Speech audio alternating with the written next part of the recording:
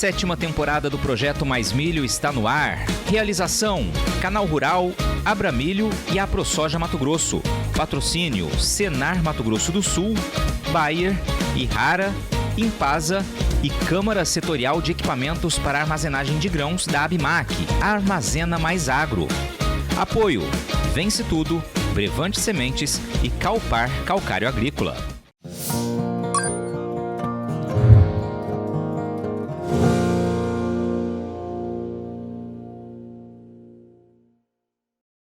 Olá, começa aqui mais um programa especial do Mais Milho. Esse programa aqui chama Diálogos no Campo. Estamos aqui na fazenda em Terenos, né? Pena que não é bonito de novo, Mato Grosso do Sul, mas a gente com certeza vai fazer alguma coisa bonita logo para a próxima edição do Mais Milho. Já deixo falado aí que a gente deve estar fazendo o lançamento do plantio da segunda safra lá em Bonito, Mato Grosso do Sul. Então você aguarde, vai ser show. Lá realmente vai ser um programa falando em sustentabilidade. Eu estou aqui com 3 pessoas muito especiais. O primeiro está aqui, meu presidente da AproSoja Mato Grosso do Sul, né, o André. Seja bem-vindo, André. Muito obrigado, Glauber. Para a gente é sempre uma honra e um prazer estar conversando, principalmente aqui, né, no campo, direto no campo, falando um pouco sobre milho, sobre sustentabilidade, sobre governança, sobre o agro sul-mato-grossense. Obrigado pelo convite. Show de bola. E estamos aqui na fazenda da Thaís, tá? Seja bem-vinda, Thaís.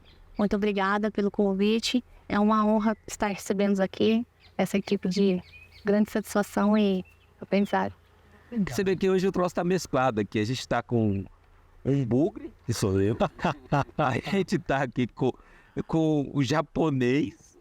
A gente está com a Suíça e está com o italiano. Cara, isso aqui tá muito bom. E eu estou aqui com o meu amigo Lucas Galvana, que é superintendente aqui do Senar Mato Grosso do Sul. Bem-vindo, Lucas. Prazer, Bob, estar aqui falando um pouco com vocês. Eu acho que essa representação aqui é bem a representação que a gente vê no campo, né? É o agropecuária sul-mato-grossense, e a gente vê muito essa representação de imigrantes, pessoas que vieram trabalhar aqui no Mato Grosso do Sul e fizeram aí a sua história. E é bem isso aqui mesmo.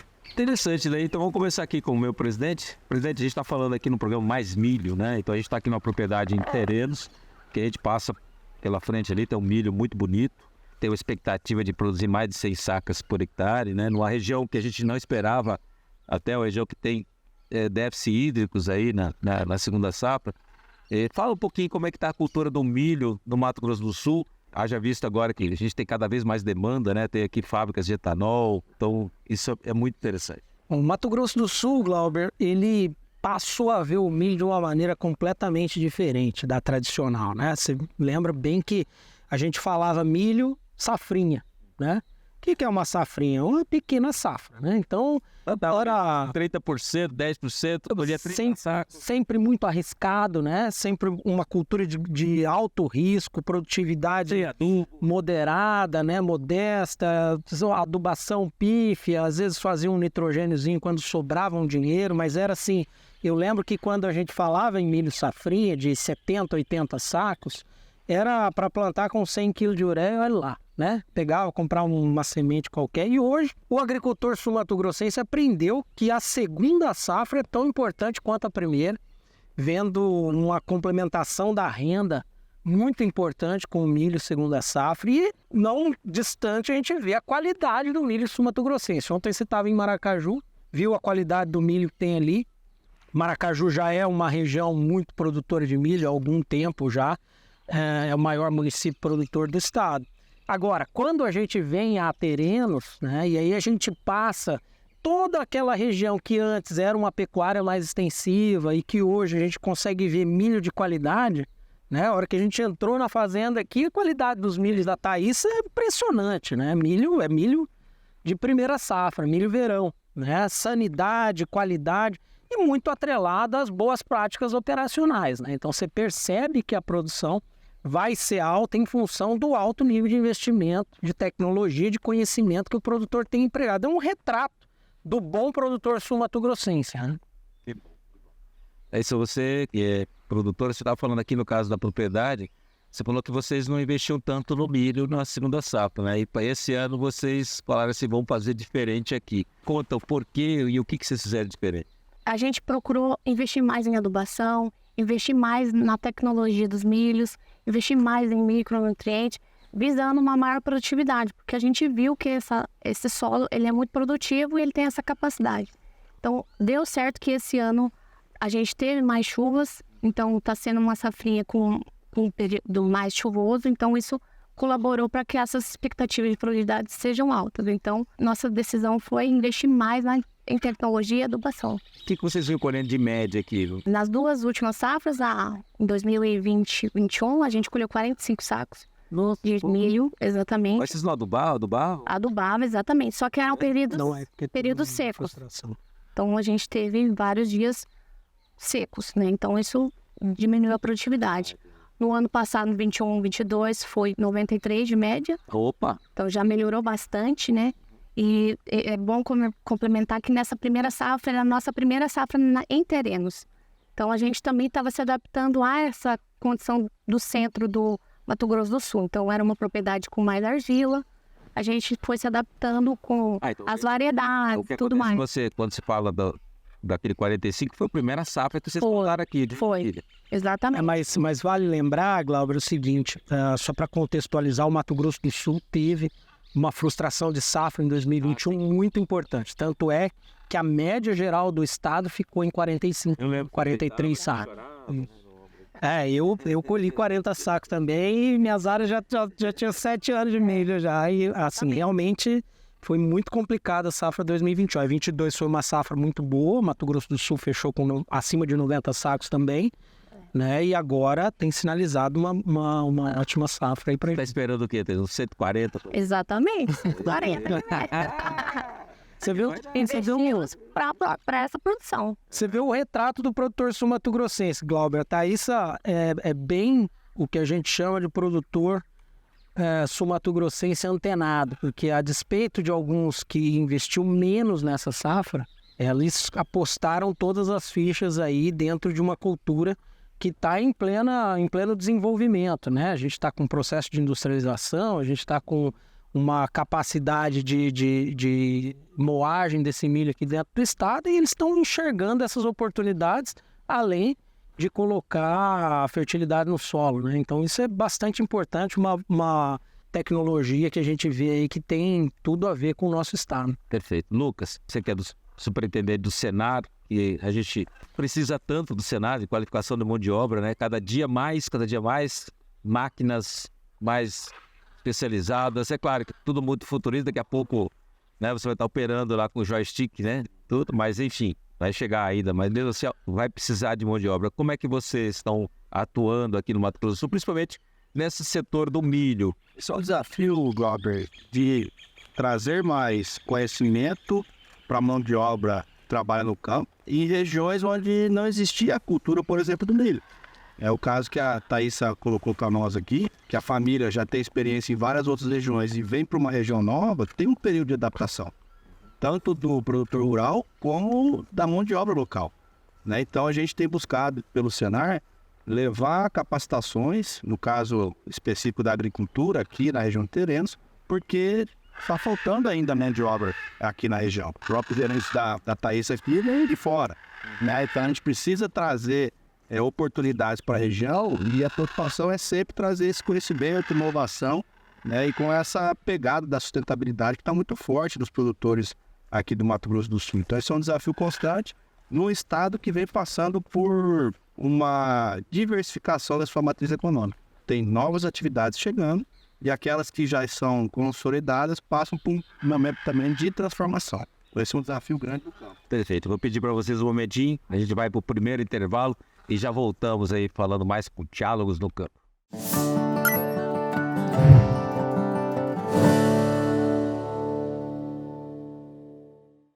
De volta aqui no Diálogos no Campo, falando aqui de Terenos, né? A fazenda da Thaísa. A gente está falando de uma safra, né? Que graças a Deus uma safra bem melhor. A gente não teve... A safra passada a gente teve um problema com cigarrinha muito severo. Esse ano choveu um pouquinho mais.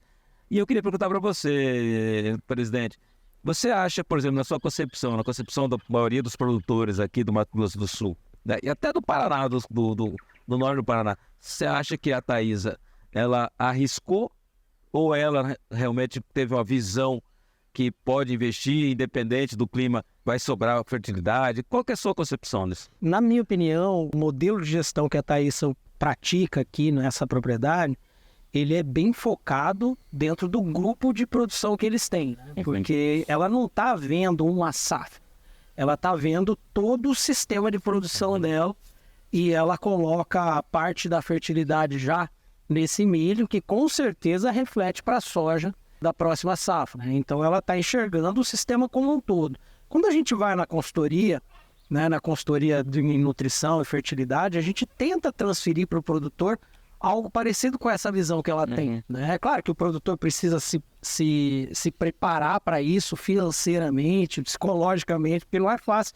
Você está com um custo de produção em torno de R$6.000, que é um milho de alta tecnologia no estado, e sendo remunerado a R$45 o saco de milho. Se não fechou, né? Porque teve 60. Exatamente. Então você tem que primeiro ter uma gestão de fluxo de caixa, uma gestão de comercialização e enxergar o sistema de produção holisticamente, né? O que você está colocando hoje, você está também pensando parte desse investimento vai ser utilizado na próxima soja, no próximo sistema de produção. Então, assim, eu fico muito contente em saber que o Mato Grosso do Sul tem esse perfil de produtor, né? Um produtor bem profissionalizado, que toca a gestão de uma maneira idêntica a grandes grupos de empresários aí que não tem nada a ver com agro, que a gente tem como modelo de gestão, né? Então isso é muito importante, a gente trazer essa visão empresarial para dentro do agro. Com certeza. Thaísa, você, o grupo de vocês aí, né? Me fala um pouquinho, quem são? É você, seu pai, seu irmão? Quem são? Então, nós somos as Fazendas RS, somos um grupo familiar, né? Está na segunda RS geração. significa? Rodolfo Schlatter, Que é seu meu pai? pai. Ele que iniciou o negócio, mas a gente sempre teve familiares e a família sempre teve no agro. Então, assim, a gente já vem do histórico das minhas ambas famílias, paterna e materna, do agro, então sempre estive nesse meio. E hoje a gente está tendo a oportunidade de vivenciar a sucessão familiar. Você fica na parte administrativa, né? Mas você roda as fazendas também, mas tem o seu irmão, seu pai. Conta um pouquinho como é que é esse grupo aí, como é que toca isso? Então, meu pai é um empreendedor nato, né? Então ele ainda está muito ativo no negócio, mas ele teve essa visão de dar oportunidade. Quantos anos ele tem? Meu pai tem 62 anos. É um guri, pô. Guri. Ele deu essa oportunidade para nós. Nossa empresa tem 40 anos. A gente fez 40 anos agora em 2023. Ele é bravo ou é tranquilo? Ele é tranquilo. O que você achou dessa? Essa resposta. Isso aí, ó. Vai assistir, né? Mas é verdade. Ele teve essa visão de dar oportunidade para nós começarmos a entrar no negócio, né? Primeiramente, ele foi atrás dessa consultoria para a gente começar a sucessão familiar, visando a proteção de bens, mas com isso veio a necessidade de aprimorar a gestão e também beneficiar os futuros sucessores. Então a gente teve que se preparar, né? A gente vem se preparando a cada ano para a gente conseguir assumir essa responsabilidade desse legado que o meu pai está passando para nós aos poucos, né? Então hoje, meu irmão é a parte comercial, né? Ele é mais velho. Eu tenho uma irmã no meio, que hoje ela está na parte financeira. E hoje eu estou na parte de controle. Controle e... Você é xarope do tom da história. Exatamente. Não foi legal. Mas hoje eu estou nessa parte de gestão. Porque a gente entende que essa é uma necessidade muito grande do produtor. Nós estamos investindo muito na produtividade, nas lavouras, mas nós também precisamos ter em mãos esses dados, né? Não só gerar dados, mas processar esses dados. Então, essa é uma minha missão como gestora, conseguir gerenciar esses dados e fazer eles trazendo informações para nossas decisões, né? Essa tomada de decisões mais assertiva. Então, com a minha entrada há 4 anos atrás, né? Sou recente no negócio. Qual que é a sua formação? Eu sou engenheira agrônoma. E eu decidi ir Você formou onde? Na UCDB, aqui em Campo Grande, no Dom Bosco. E eu vi essa oportunidade que estava no negócio, que a gente precisava melhorar, e muito, né? Peguei essa gestão e estou aprimorando a cada ano controles, gerenciar melhor as equipes, gerenciar os dados, né? Para a gente começar a ver esses dados de uma forma diferente. Presidente, você mesmo fala muito disso, dados, máquinas, tudo falando média. Se você não gerenciar isso, eu acho que esse é um papel muito importante do Senar. Aí me fala, Lucas, vocês no Senar ali, vocês têm alguma coisa voltada para isso? Porque uma coisa é a seguinte, você pega um grupo como o da Thaís, que está num patamar, né, bem positivo, você vê, tem a propriedade aqui, tem propriedade no caso do Pará, tem propriedade também em Chapadão do Sul, acho que é isso, né? Tem mais algum lugar? Chapadão do Céu também, no Goiás. Chapadão do Céu, né? Não é Sul, é Céu, né? Sul e Céu, nos Sul e dois. Céu, tá nos dois, né? Dominou os estados. Aí então o que acontece? Uma fazenda empreendedora, uma família empreendedora, e que contratou uma consultoria para montar uma hold, montar essas coisas todas que se monta hoje e ter uma distribuição bem legal. Eu acho que isso é bacana. No seu Augustinho lá, a gente viu isso também, essa coisa familiar. E eu acho que esse é o segredo do sucesso. Com certeza. É você fazer bons negócios e também o apoio familiar. Ou seja, todo mundo trabalhando, né? E com um pai que senta a pua, né? Como é o caso do seu pai, que é bravo. Então, me fala aí, no caso, Lucas, como é que funciona isso? A gente tem visto e a produção de grãos no Brasil sempre foi referência quando a gente fala em tecnologia e inovação. Mas o diferencial daqueles que têm conseguido ter sucesso no longo tempo é a gestão, né? Então a gente vê bons produtores tecnicamente, agronomicamente, fazendo a coisa certa, mas não gerindo bem. Tem sucesso, mas não é constante. Mas aqueles produtores que conseguem ajustar e pensar a sua propriedade como sistema produtivo e ter esses controles, essa gestão muito bem feita, ele consegue ter um sucesso ao longo do tempo, né? E o Senar tem esse desafio de levar essa capacitação, esse conhecimento em gestão para o produtor rural e para o trabalhador rural, né? A gente comentou aqui no off, né, da tecnologia cada vez mais presente nas máquinas, nas informações. Mas se nós não tivermos um trabalhador que sabe ler, sabe gerenciar aquela informação, e um gestor, seja o proprietário, seja um gerente, que sabe ler e tomar decisão em cima daquelas informações, a gente não garante o sucesso daquela atividade. Então é importante que a gente tenha cada vez mais pessoas prontas, com conhecimento técnico, que é o básico, mas o conhecimento em gestão é fundamental para a gente tomar decisões mais assertivas. Esse é o desafio. Nesse primeiro semestre de 2023, nós já capacitamos aqui em Mato Grosso do Sul, especificamente na parte de grãos, em torno de 2.000 pessoas, nas mais diversas áreas do conhecimento focado em grão. Colheitadeira, planejamento, pragueiro, como a gente chama, né? E na parte de gestão também, bastante forte nesses primeiros 6 meses. Presidente, para a gente encerrar esse bloco aqui, essa questão de gestão, né? Voltada para você ter bons negócios e ter produtividade é um segredo de sucesso também. Porque não adianta colher mal também, né? Gerir bem o prejuízo, né? A má colheita, né? Tem que gerir para ter sucesso, né? Com certeza. Olha, eu costumo dividir assim. A chave do sucesso é produtividade. Primeiro grande pilar de sucesso aí é produtividade. Porque nós trabalhamos num sistema de escala. Quanto mais você consegue escalar a sua produção, aumentar a sua produção, você consegue ter mais competitividade. Então, a produção é o primeiro patamar, né? Segundo lugar é a precificação, comercialização daquilo. Então, produção e comercialização, elas estão intimamente ligadas aí para o drive do teu negócio, né? E em terceiro lugar, vem como você faz esse jogo de produção e comercialização. Vem toda a gestão de custo, vem toda a gestão de pessoas, né? E o que a gente precisa hoje, já que a gente tem uma facilidade de acesso à informação, uma massificação de aquisição de dados. Então você vê uma fazenda como aqui a da Thaís, você vai em cada máquina dessa, você tem um computador dentro capaz de gerar dados de tudo que ele está fazendo. Então eu tenho dados de plantio, de defesa de cultivo, de colheita, da parte de aplicação de corretivo, de micronutriente, adubação de cobertura, tudo isso gerando dados que precisam ser gerenciados de forma não a simplesmente gerar um histórico das operações, mas que aquele histórico seja parte do planejamento do futuro.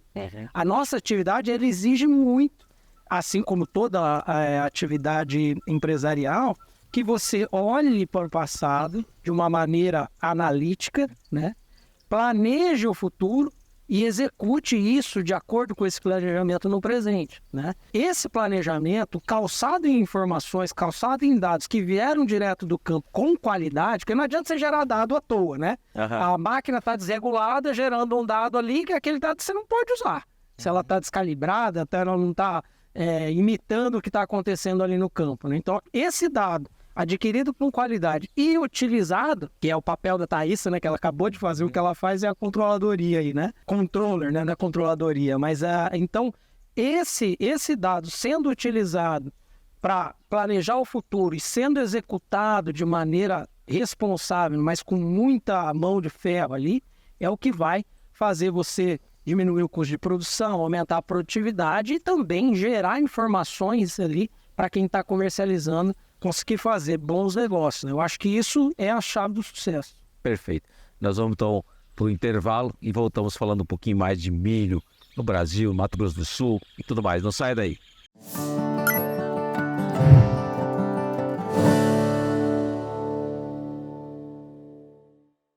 De volta aqui com o Diálogo do Campo de Terrenos, aqui com esse trio Parada Dura aqui, né? Então, a gente conversando. Eu terminei aqui o bloco anterior com meu amigo, presidente da ProSoja, agora eu vou falar com a Thaísa, né? Sacanagem. Eu estava falando o nome errado dela aqui, mas isso aí acontece, né?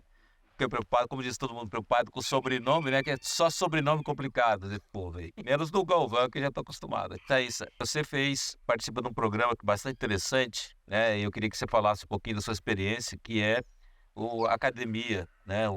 Na verdade é a Liderança MS, eu acho que é isso, né? Líder MS. Líder MS, né? Então a gente tem lá no Mato Grosso Academia de Liderança, a gente tem Líder MS. Inclusive desse Líder MS já participou o Eduardo, que é o governador do estado, a ministra Tereza Cristina, que é senadora agora, quer dizer, só gente importante, né? Por isso que eles estão tão bem, por isso que viraram senador, não foi graças à academia, né? Ou seja, essa escola aí. Como é que tem sido para você? Você acha importante? Eu acho que me fala um pouquinho dessa experiência como líder que você é agora. Desde quando eu me mudei para Campo Grande, eu sempre procurei participar desses programas. Onde, então? Eu morava em Chapadão do Sul. Então, fazem 5 anos que eu moro em Campo Grande. E nessa mudança para cá, eu vi que eu deveria procurar me profissionalizar mais, né? Estou assumindo uma sucessão, um legado e uma empresa, então eu precisava me preparar mais. Então, eu comecei a me aproximar do FamaSul Jovem, do MNP Jovem. Eu fui me aproximando dessas lideranças que já estavam atuantes no estado. Fui conhecendo o pessoal da FamaSul, a diretoria da FamaSul, e fui me aproximando. Eu fui me mostrando e fui aparecendo mais, ficando próxima, conversando, para poder preencher esses espaços. Porque, para mim, eu acho que é essencial o líder ele aprender com outros líderes. Então, eu estar nesses locais, eu ganho anos de experiência, né? Acho essencial eu participar desse programa de liderança que a FamaSul indicou para nós, líderes, que é uma formação onde a FamaSul vai formar líderes para que eles possam ocupar cargos de forma estratégica, né? Você está gostando? Por exemplo, você hoje é diretora da ProSoja Mato Grosso do Sul, é isso? Essa participação, porque muitas vezes, e você como liderança, assim, você acha que isso contribui para você também nos seus negócios? Eu acredito que sim, porque nós mulheres, a gente sempre esteve no agro, mas antigamente era de uma forma mais tímida, né? Então hoje a mulher está ocupando esses espaços mais à frente, junto com os homens, que isso é uma colaboração, né? Inclusive. A formação de liderança é importante porque isso vai trazer uma rede colaborativa para o Estado. Então, o Líder MS está formando nós com vários assuntos diferentes para que a gente possa estar preparado para ocupar esses cargos, não ser somente lideranças por cargos, mas ter essa preparação e estar naquele cargo adequadamente, né, para representar. Você vai se candidatar agora? Parece que você está saindo, né, esse ano. Você vai se candidatar agora para a presidência? Ainda não? Você acha que está cedo? Eu estou em preparação. Eu acredito que sim, que tenho essa vontade. A gente precisa ter essa liderança e essa sucessão nova também, porque a gente vai chegar num momento que as presidências elas vão precisar de sucessores, né? Agora, falando sério, assim, por exemplo, você tá aí, né? Tá tocando, tá administrando uma empresa junto, né? Tá com controladoria, tá participando de um monte de coisa. Você acha que esse universo que muitas vezes foi dominado pelos homens, né? Você acha que tá na hora de começar a ter mais mulheres? E por que você vê que não tem mais mulheres participando? É porque os homens, esses caras aqui, não saem da frente? Ou é porque vocês também ficam intimidadas a assumir? O que você acha? Ou não é nada disso que eu tô falando?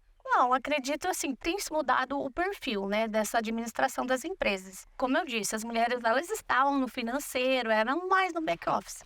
Hoje elas estão conseguindo protagonizar esses lugares porque, igual eu falo, é uma parceria. Ninguém precisa ser melhor que ninguém. O homem, junto com a mulher, eles vão caminhar juntos por um sucesso. Como é na minha empresa. Com meus pais, eles trabalham juntos há 40 anos, então eu vejo que essa liderança ela tem que ser colaborativa entre homens e mulheres.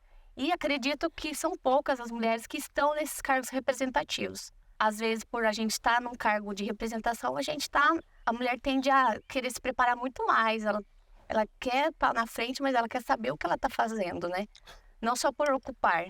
Então, acho que às vezes falta essa preparação que a mulher busca, né? A gente gosta de um negócio mais perfeito, mais organizado, mais detalhista. Então, acho que um pouco dessa não representatividade, né? Não ter tantas mulheres em cargos de liderança, em órgãos representativos, é um pouco também dessa questão da gente não se preparar. Então, com o líder MS, ele está me preparando para que eu possa ter certeza do que eu estou fazendo, né? Isso é bem interessante que você está falando, porque na verdade esse mundo de liderança para a gente no Brasil é novo. Se você for pegar, por exemplo, eu vou pegar assim, a gente tinha as federações que eram verdadeiras reinados, né? No Brasil ainda em muitos lugares são reinos, né?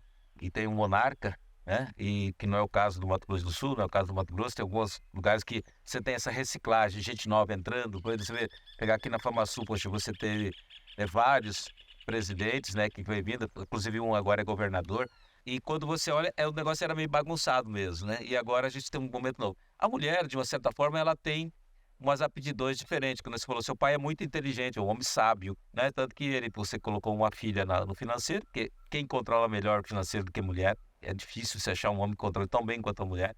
Outra coisa, na controladoria, quem controla a nossa vida o tempo todo é a mulher, né? Nossas esposas controlam o tempo todo, sabe tudo, né? O que está acontecendo. É controladoria total. E que eles falou, a partir do momento que esse universo de liderança começou a ser mais profissional, eu acho que a mulher, ela começa a enxergar, não, eu posso participar disso, posso liderar, porque esse troço é organizado.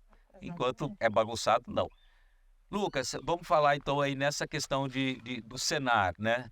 De uma certa forma, a gente está falando, poxa, de inovação, de coisa nova. Qual que tem sido a maior dificuldade do Senar?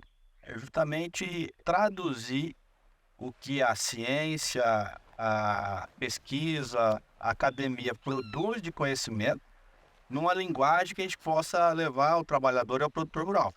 É porque hoje a evolução da tecnologia é muito rápida, né? A gente vê o que nos garantiu chegar até aqui, não nos garante que nós vamos ter um futuro de sucesso, né? Então essa é a realidade do agro brasileiro. A gente tem buscado participar, tanto da Federação da Agricultura como no Senar, nos principais fóruns de discussão, né? A gente participa dos conselhos das unidades da Embrapa, nas fundações de pesquisa, para captar o que tem de mais moderno, mais tecnológico. E aqui vale ressaltar que o conceito de tecnologia não é aquela técnica mais moderna, muitas vezes, mas é a melhor técnica para aquele tipo de demanda. Então, nós temos produtores numa condição que precisam apenas de um conhecimento novo em gestão, já é uma inovação, e produtores que têm uma necessidade já de tecnologia embarcada, de tecnologia de informação. Hoje, a inteligência artificial está presente também na agropecuária, então a gente precisa adaptar a realidade de cada produtor de Mato Grosso do Sul com o que há de mais moderno para aquela necessidade dele, né? E aí trazer lideranças jovens, eu acho que o exemplo da Thaís é muito importante, retrata bem esse novo perfil da liderança do agro brasileiro, jovem, mulher e se preparada, estudando, fazendo cursos de gestão, cursos de liderança para assumir o controle de um negócio, né? Seja compartilhado com o pai ou com os irmãos, mas tomando decisão, né? Então, a gente fala muito em capacitação porque a liderança capacitada, ela consegue um resultado muito melhor do que apenas uma liderança imposta, né? Então, você tem argumento, você tem informação e com certeza consegue fazer valer a sua decisão, mas com um embasamento técnico, um embasamento teórico por trás. Eu acho que esse é o grande diferencial das novas lideranças aí do agro. André, só para encerrar em um minuto, você acha que as mulheres estão mais participativas, não só no caso das entidades, mas nas fazendas, o que você tem acompanhado, você acha que elas estão se colocando mais, não estão sendo só esposas, estão sendo realmente partícipes? Com certeza. Também vale lembrar, né, Glauco, que nós estamos no Mato Grosso do Sul. As nossas mulheres são diferenciadas. Nós estamos falando no estado de Tereza Cristina, Dione Rachioca, a professora Reni Terezinha, da Simone Tebet. Vou puxar a sardinha para o meu lado, minha mãe, Beatriz Dobache, que foi secretária de saúde. Então nós temos aí muitas mulheres que sempre, como a Thaís aí, tiveram à frente do negócio, empreendedoras de sucesso e de muita responsabilidade. O papel da mulher, falo pelo Mato Grosso do Sul, é muito importante no sentido de colocar um pouco mais da visão humanizada, né? A mulher tem uma facilidade muito grande de enxergar as coisas com mais amor, com mais determinação. Eu vejo que quando a gente coloca isso na nossa rotina, eu preciso colocar isso na minha também, sim, a gente consegue desempenhar as tarefas de uma maneira mais tranquila, né? E a mulher, ela tem um papel fundamental porque você percebe que quando você consegue colocar mais pessoas, eu não falo só de sexo, não falo só do sexo masculino ou feminino, mas quando você consegue colocar mais pessoas dentro do negócio, aí eu falo de criança, de jovens, de pessoas de mais idade, você tem pontos de vista diferentes, né? Então eu coloco lá uma gestora mulher com um homem, com uma pessoa mais nova, com uma pessoa mais de idade, e elas, para debaterem no mesmo ambiente de trabalho, acaba surgindo ideias de pontos de vista diferentes e a gente consegue transformar isso daí numa pujança diferente para o agro, né? Eu acho que é importantíssima a participação de toda a sociedade. Perfeito. Nós vamos para o intervalo e voltamos aí para o último bloco, que a gente vai fazer um arremate muito interessante. Você continue assistindo.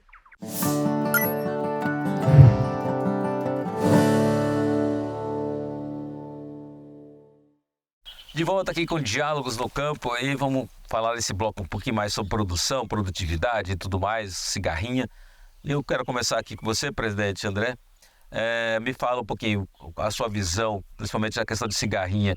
Eu sei que aqui no Mato Grosso do Sul tem, e não só no Mato Grosso do Sul, no Brasil inteiro está essa discussão, por exemplo, do milho tiguera, como fazer. Eu queria que você desse sua opinião aqui sobre isso. Exatamente, isso é um grande problema para a gente, né, Glauber? O milho ele precisa passar por um amadurecimento nesse processo do complexo de enfesamento.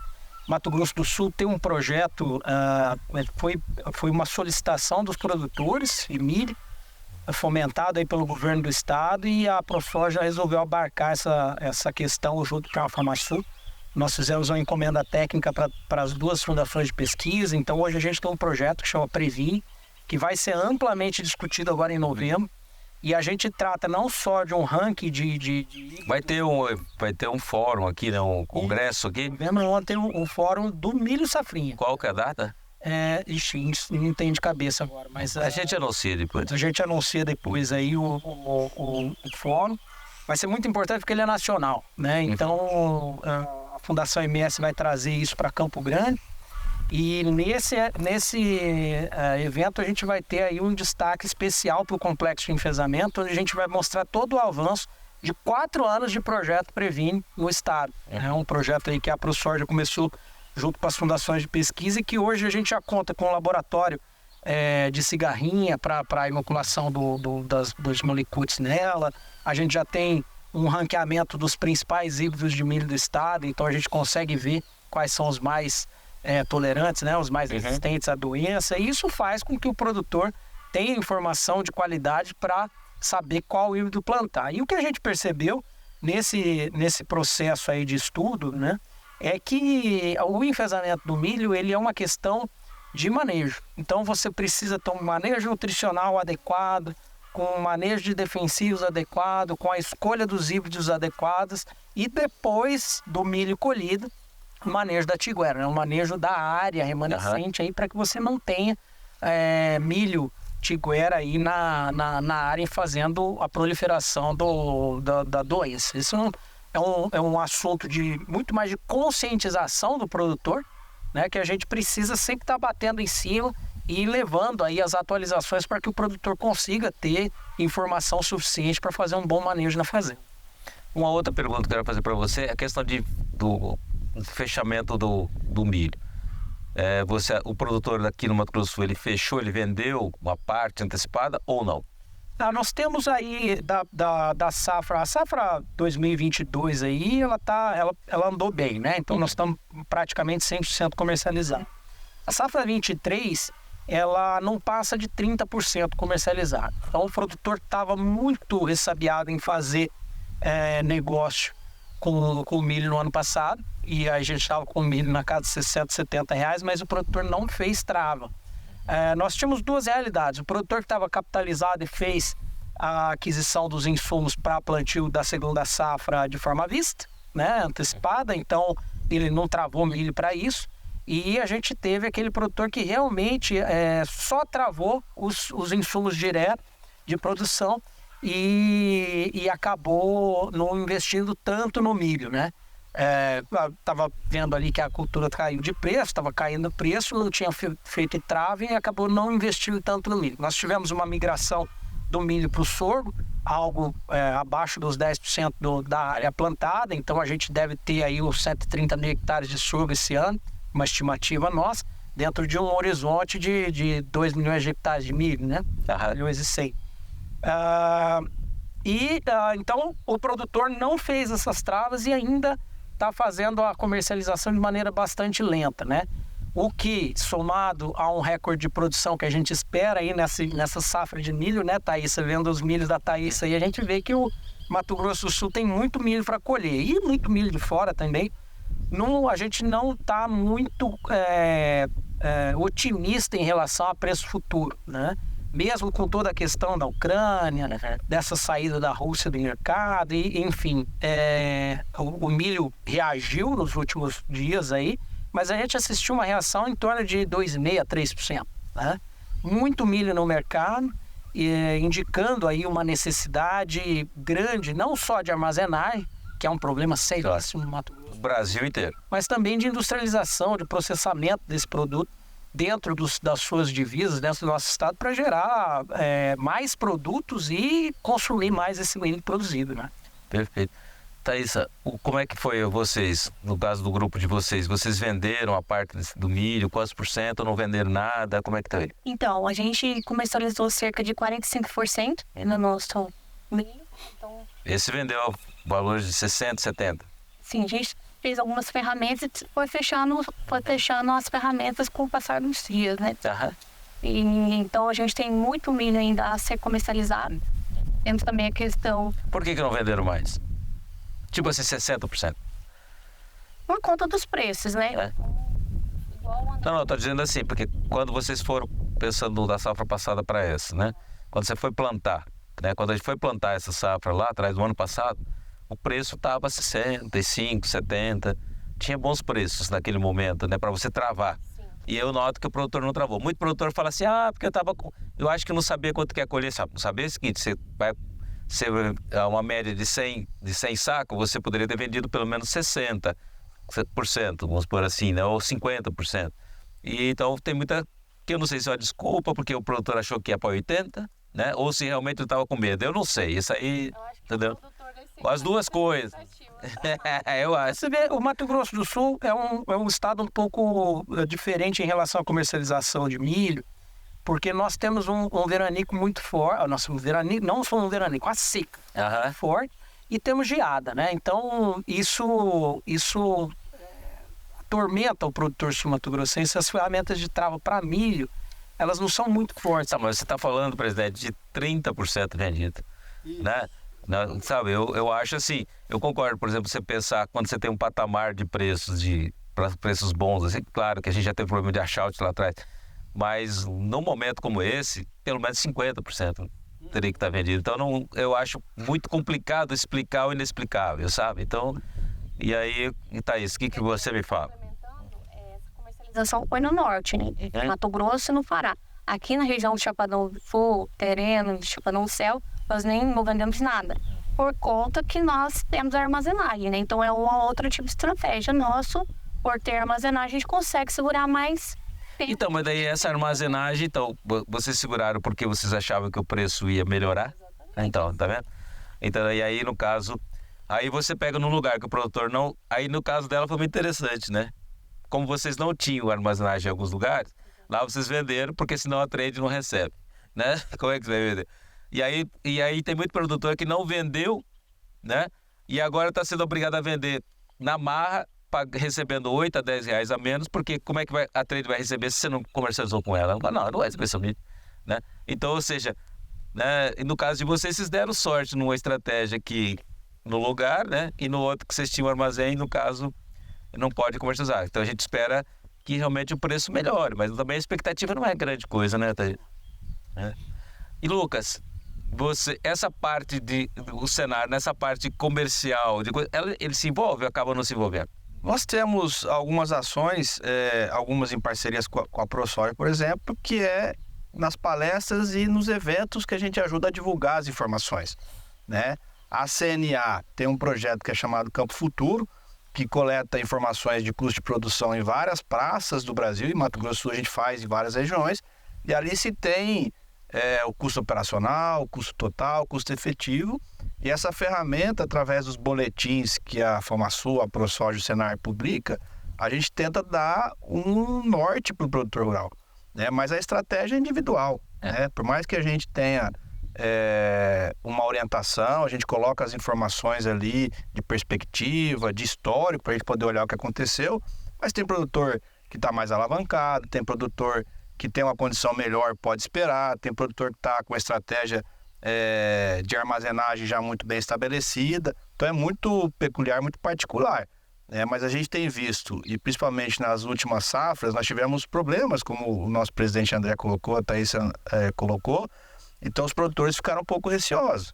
Por mais que o cenário não se desenhava muito positivo de preço, a gente ficou um pouco reticente de fazer a comercialização maior, né? E aí tem todo o problema macroeconômico, tem muita coisa que está por trás disso. Então não é fácil. O produtor, além de estar o dia a dia no campo, cuidando de praga, de doença, melhor época de plantio, tem que estar antenado nesse cenário macroeconômico aí, que cada dia mais geopolítica envolve no nosso negócio no dia a dia. E tanto a FamaSul como o Senar tem atuado aí na difusão dessas informações, tem uma equipe de economistas, de técnicos que coletam informações e tentam levar de uma forma mais clara para esse produtor tomar a decisão. Perfeito. Quem sabe, vamos sonhar que no futuro o produtor possa fazer, de repente, mercado futuro, na bolsa, porque daí, nesse momento estaria todo mundo tranquilo, né, André? Você tem o produto, mas lá na bolsa você participou da alta ou da baixa, ou seja, lá que for, você está travado. Gente, infelizmente acabou o tempo, né? Eu queria ficar batendo papo aqui um tempão. Muito obrigado, presidente, pela sua participação. Muito obrigado, Glauber. Para a gente é muito importante saber que tem esses canais de comunicação com o produtor. E é sempre uma honra para a gente poder compartilhar informação aqui com todos e bater esse papo legal aqui com vocês. Thaís, obrigado aí por ter nos recebido aqui na sua propriedade. Obrigada, a gente está de portas abertas para trocar informações e sempre aprender. E parabéns pelo seu trabalho de estar compartilhando um pouco da realidade do produtor. Eu que agradeço, você vê. Thaís aqui são campeões do SESB em produtividade, você vê que é um pessoal que realmente qualificado.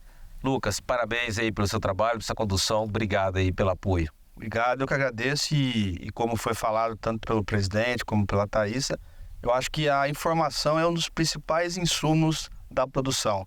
E aí vocês têm esse papel de divulgar aí informações para o produtor tomar a decisão correta e de poder crescer cada dia mais. Então, obrigado pelo espaço. Com certeza, com o apoio aí da ProSoja, Mato Grosso do Sul, com o apoio do Senar, vamos embora fazendo informação. Obrigado, gente, até a próxima. Um grande abraço.